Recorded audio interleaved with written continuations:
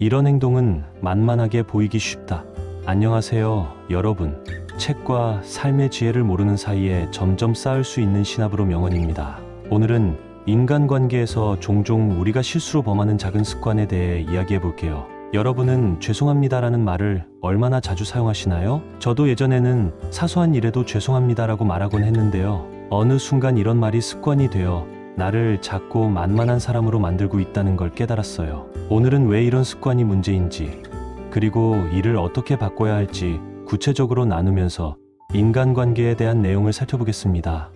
만만해 보이는 사람들의 사소한 습관. 만만한 사람은 사과를 남발하는 경향이 있다.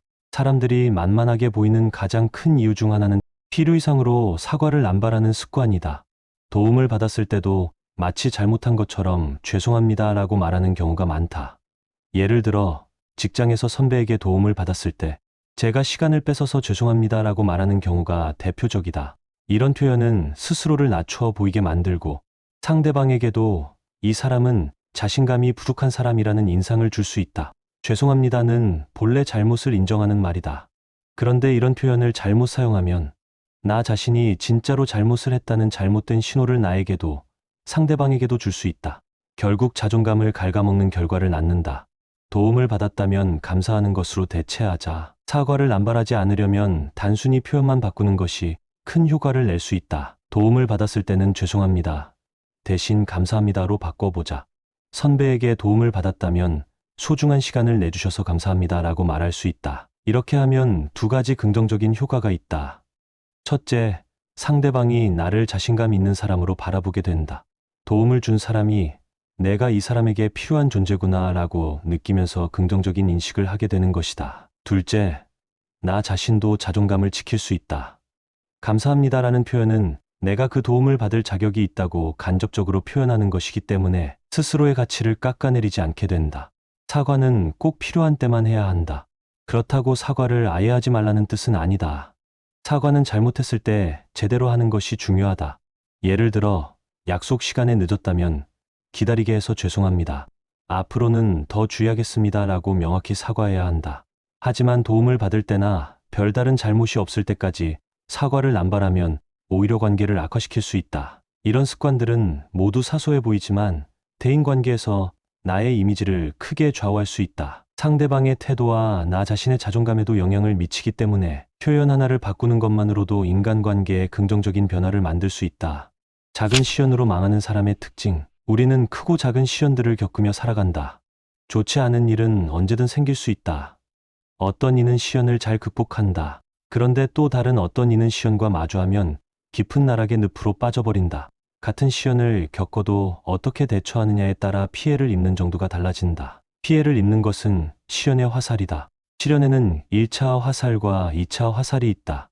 우선 1차 화살은 이미 벌어진 사건이다. 엎질러진 물을 다시 주워 담을 수 없듯이 1차 화살은 내가 통제할 수 없는 시련이다. 하지만 2차 화살은 스스로가 활시위를 당긴 불행이다. 1차 화살의 고통으로 잘못된 행동을 하여 파생된 시련이다. 1차 화살은 이미 엎질러진 물이다. 타임머신을 개발하지 않는 이상 되돌릴 수 없는 불행이다. 예를 들어 식당을 운영 중인 A씨가 투자 실패로 전 재산을 잃었다고 상상해보자. A씨는 투자로 잃은 재산이 눈앞에 아른거렸다. 도저히 본업인 식당 운영에 집중할 수 없었다. 결국 그는 식당 운영에도 차질이 생겨 폐업하고 말았다. A씨에게 투자 실패는 1차 화살이다. 이미 벌어진 일이고 통제권 밖에 있다.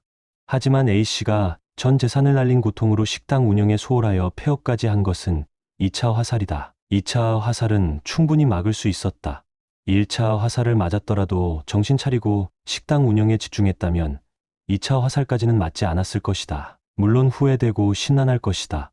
하지만 과도한 자책은 더 큰 불행을 불러오는 단초가 될 수 있다. 쉽진 않겠지만 그럴 때일수록 마음을 단단히 먹어야 한다. 자려고 누우면 계속 생각나고 답답한 마음에 가슴이 조여오는 느낌이 들어도 정신 똑바로 차리고 이성적으로 행동해야 한다. 스스로 2차 화살의 활시위를 당기지 않으려면 말이다. 사람이 벼랑 끝에 내몰리게 되면 지푸라기라도 잡고 싶은 심정으로 판단력이 흐려지기 마련이다. 하지만 그럼에도 정신을 부여잡고 조금만 더 힘내길 바란다. 2차 화살에 비하면 1차 화살은 충분히 감당할 수 있는 작은 시련일 것이다. 훗날 2차 화살까지 맞고서 1차 화살까진 괜찮았는데 라며 뒤늦은 후회를 하지 않기 바란다. 인간관계 때문에 힘들어하지 않는 법. 스트레스의 주된 원인은 사람이다. 왜냐하면 인간은 사회적인 동물이기 때문이다. 좋든 싫든 우리는 어쩔 수 없이 타인과 함께 살아가야 한다. 세상에는 좋은 사람도 많지만 상식을 뛰어넘는 빌런도 무수히 많다. 상식이 통하는 사람들만 상대하며 살 수 있다면 좋겠지만 우리는 빌런과도 함께 부대끼며 살아야 한다. 이것이 스트레스의 주된 원인이 사람인 이유다. 타인은 하나의 현상이다. 인간은 끊임없이 타인을 심판하고 남들이 나처럼 생각하길 바란다. 다시 말해, 내 기준으로 타인을 바꾸고 싶어 하는 것이 인간의 본성이다. 나였으면 이렇게 했을 텐데, 이 사람은 왜 그러지 않는 거지? 우리는 타인이 내 기준대로 행동하지 않으면 스트레스를 받는다. 이는 괜한 에너지 낭비다. 내 상식대로 타인이 행동해 주길 바라기보다는 그저 타인을 하나의 현상쯤으로 생각하고 관찰하는 편이 정신건강에 이롭다. 태양계 너머에 있는 행성을 연구할 때 그 행성을 지구처럼 바꾸기 위해 연구하지 않는다. 이는 애초에 불가능한 일이다. 우리는 그 행성에서 어떤 현상이 일어나는지 탐구하기 위해 연구한다. 인간관계도 똑같다. 미지의 행성을 탐구하듯 이렇게 생각하는 사람도 있구나 하며 타인을 연구하듯 대하는 것이 좋다. 왜냐하면 타인이 내 기준대로 생각하고 행동해 주길 바라는 것은 괜한 욕심이기 때문이다. 태양계 너머에 있는 행성이 우리의 지구처럼 바뀌길 바라는 마음처럼 현실성이 없는 공상이다. 나를 괴롭게 하는 누군가 있다면 그 사람을 수백 광년 떨어진 안드로메다 행성이라고 생각하라. 이렇게 생각하고 행동하는 인간은 처음 보네? 라며 인간 데이터베이스를 축적한다고 생각하라. 태양계 너머의 먼 행성이 지구처럼 푸른 물과 깨끗한 공기, 적당히 따뜻한 온도를 가지고 있지 않다고 스트레스 받기에는 우리의 에너지가 아깝다. 쓸데없는 곳에 에너지를 낭비하지 말고 사랑하는 이들에게 집중하라. 어차피 안드로메다 행성은 조만간 알아서 파괴될 것이다. 나를 괴롭게 하는 그 인간 또한 언젠가는 알아서 사라질 것이다. 사소하지만 강력한 변화는 우리의 말과 태도에서 시작되었습니다. 만만해 보이지 않으면서도 건강한 인간관계를 유지하려면 감사를 표현하고 사과를 적재적소에 사용하는 것이 중요했습니다. 그리고 흔히 우리 주변에는 괴롭게 하는 인간들이 많습니다. 저는 이들을 쌍쌍바라고 부릅니다. 쌍욕은 할 수 없으니 이런 쌍쌍바들에게 굳이 스트레스 받지 말고 관찰자의 시선으로 탐구해보는 게 어떨까요? 어차피 사람은 쉽게 변하지 않습니다. 다른 사람을 변화시키는 것은 낙타가 바늘구멍 들어가는 것보다 어려울 수 있습니다. 그저 내가 마음이 안정되는 게 우선입니다. 여러분은 평소에 어떤 표현 습관을 가지고 계신가요? 오늘 이야기한 내용을 적용해 보신다면 어떤 변화가 생길 것 같으신가요? 궁금한 사항은 언제든지 댓글로 여러분의 이야기를 들려주세요. 구독과 좋아요는 영상 제작에 큰 힘이 됩니다.